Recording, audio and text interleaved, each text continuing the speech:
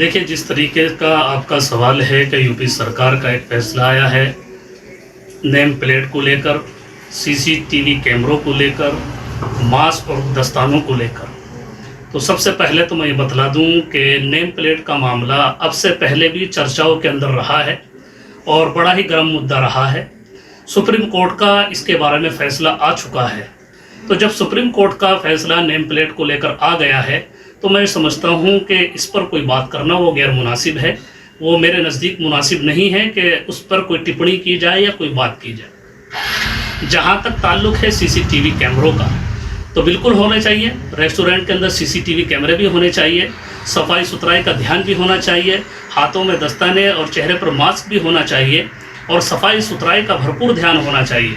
जो लोग भी किसी तरह की भी हरकतें कर रहे हैं, किसी तरह की मिलावटें कर रहे हैं खाने के साथ में या जूस के साथ में या दीगर किसी अशिया के साथ में, तो मैं ये कहता हूँ कि हुकूमत हिंद को ऐसे लोगों की निशानदही करके पूरी तौर पर ऐसे रेस्टोरेंट, ऐसे होटल जो बंद कर देने चाहिए और ऐसे लोगों पर कार्रवाई होनी चाहिए जो लोगों के ईमान को ख़राब करने की कोशिश कर रहे हैं। नेम प्लेट का मुद्दा मैं इसलिए भी कहता हूँ कि कुछ शरपसंद अनासिर हैं जो इस मुल्क के अंदर आपस में भाईचारे को पसंद नहीं करते, इस मुल्क को तरक्की की राह पर ले जाना नहीं चाहते। वो चाहते हैं कि हिंदू मुस्लिम आपस में बढ़कर रहें।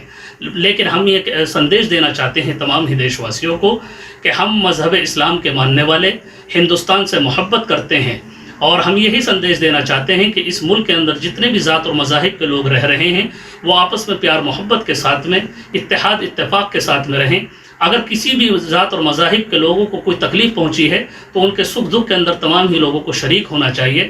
जिस तरीके से इंसान का जिस्म है, इंसान के जिस्म के अंदर किसी भी आज़ा के अंदर अगर तकलीफ़ होती है तो जिस्म जो है उसकी तकलीफ़ महसूस करता है। तो इसी तरीके से हमें इस मुल्क के अंदर इस तरीके से रहना चाहिए, हिंदू मुसलमान सिख ईसाई और तमाम ही लोगों को, कि जिस तरीके से एक जिस्म हो।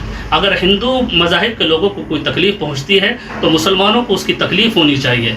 अगर मुसलमानों को कोई तकलीफ़ पहुंचती है तो हिंदू मज़ाहिब के लोगों को उसकी तकलीफ़ होनी चाहिए। जब ये हमारा ये देश उन्नति करेगा, तरक्की करेगा। और हम ये चाहते हैं कि इस मुल्क के अंदर तमाम ही ज़ात और मज़ाहिब के लोग आपस में प्यार मोहब्बत के साथ में रहें, इत्तेहाद इत्तेफाक के साथ में रहें और इस मुल्क को तरक्की की राह पर ले जाने का काम करें।